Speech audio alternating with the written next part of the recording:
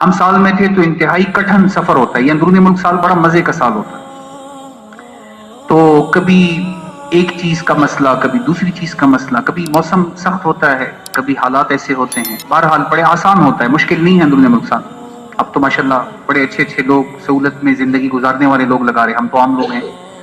تو ایک دفعہ آپ یقین جانیں کہ ہماری جماعت کے ساتھی بغیر مبالغے کے، بلا مبالغہ میں یہ جملہ کہنے والا ہوں، ہمارے ساتھی بیٹھے بھی ہوں گے اس مجمع میں، کہ کئی دنوں سے انہوں کی نیند پوری نہیں ہو رہی تھی، کوئی 4 گھنٹے زیادہ سے زیادہ، کوئی 5 گھنٹے زیادہ سے زیادہ، بس یہی نیند کی کیفیت۔ آپ سوچیں کہ 4-5 گھنٹے نارمل آدمی کے لیے نیند زیادہ چاہیے ہوتی، اور پورے جسم پہ دانے گرمی کی وجہ سے، پنکھا تو تھا نہیں اس لیے کہ بجلی نہیں ہوتی ایسے علاقوں میں جہاں علاقے میں تشکیل تھی، سندھ کا علاقہ۔ مختصر یہ کہ نیند کا بھی مجاہدہ، حالات کا بھی مجاہدہ، لوگوں کا بھی مجاہدہ، ساری مجاہدے۔ ایک ساتھی جماعت کا بہت دل برداشتہ، دل میں اپنے ساتھ نا، مجھے پھر پتہ چلا تو ایک ساتھی دل میں یہ، اے باری تعالیٰ اتنا سخت امتحان کہ اب تو برداشت سے باہر ہو رہی ہے بات، سخت حالات ہیں مستقل، 1 دن ہو 2 دن ہو 40 دن ہو، بندہ کہتے چلو ختم ہو جائیں گے، بس پورا مستقل 8.5-9 مہینے مستقل، پھر 1 مہینہ نہیں، 2 مہینہ نہیں، پھر 9 مہینے اسی ماحول میں، پھر آدمی تھوڑا سا مینٹلی سٹریس ہو جاتا ہے، ڈپریشن کا شکار بعض اوقات، تھوڑا اللہ سے مانگنا ہوتا ہے چونکہ امت کا مسئلہ ہے۔ تو ایک ساتھی ہماری جماعت کی خدمت میں حاضر ہو، امیر صاحب سے کہ امیر صاحب میں کچھ بات کرنا چاہتا ہوں، آپ جماعت کو جمع کریں۔ ہمارے امیر صاحب بڑے خوبصورت امیر صاحب، نرم آدمی، انہوں نے کہا جی ہمارے ساتھی تو 5-5 6-6 گھنٹے گشت سے آئے ہوتے ہیں اس وقت، اور اس وقت بیچارے دم بخود ہوتے ہیں، بے حال ہوتے ہیں، نڈھال ہوتے ہیں، نیند بھی نہیں ہوتی، پوری رات مچھر ہیں، سانپ ہیں، موقع نہیں مل رہا، اور دوپہر میں بجلی نہیں ہے تو یہ تھوڑا سا سستال ہے قیلولہ کی شکل میں، تو یہ بھی بس ان کی نیند کا حکم پورا ہو جائے گا۔ میں نے جی میں کچھ ضروری بات کرنا چاہتا ہوں۔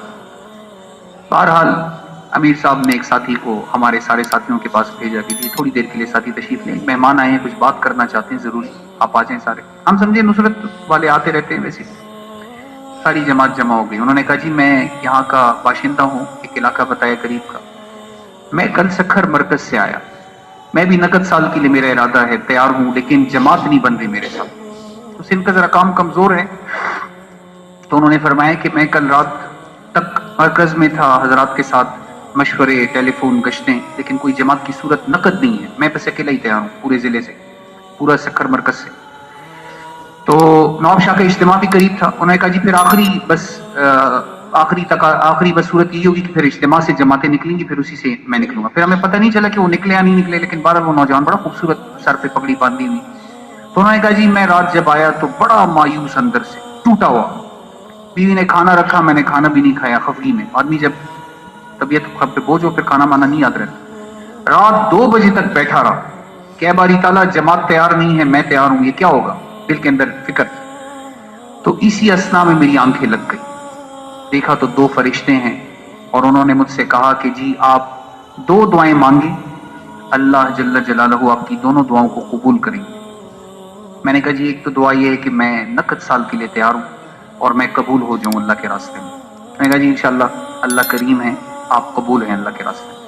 دوسری بات، میں کہا جی دوسری یہ دعا ہے کہ حضور صلی اللہ علیہ وسلم کی زیارت ہو جائے، یہ سارا مجمع یہ چاہتا ہے ماشاءاللہ کہ حضور نبی کریم کی، یہ آپ کو میں پکی بات بتا رہا کہ آپ لوگ جب نکلیں گے اللہ کے راستے میں، زیارت نہیں ہوگی، زیارتیں ہوں گی، بار بار ہوں گی۔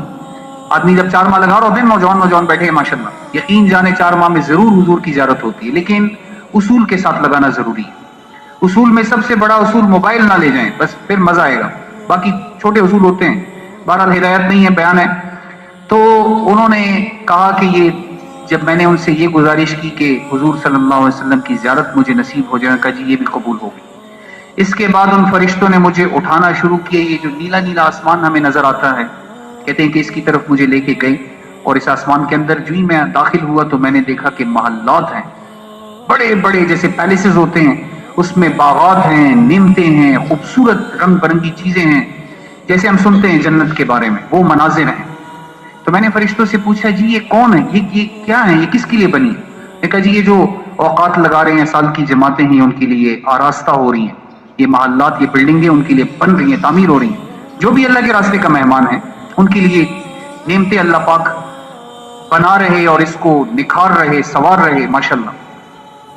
پھر اس کے بعد جب میں نے جلدی سے ہی کہا، میں نے کہا جی میں بھی تیار ہوں. انہوں نے کہا آپ کے لیے بھی بن رہی ہیں. اس نے اپنے بارے میں کہا.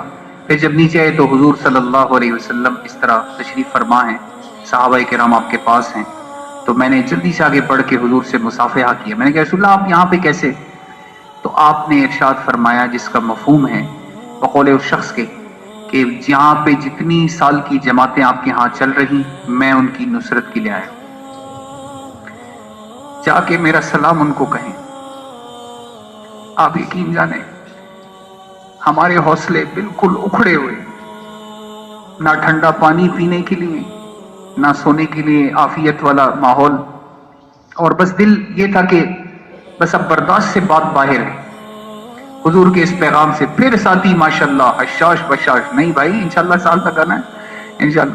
مشقت تو تھوڑے سے وقت کی ہے، تو اس کے لیے انشاءاللہ ہم نیت کریں، گھبرائیں نہیں، اللہ پہ توکل ہو، حوصلہ ہو. انشاءاللہ فرمائی جی 4 ماہ کے لیے کون تیار ہے؟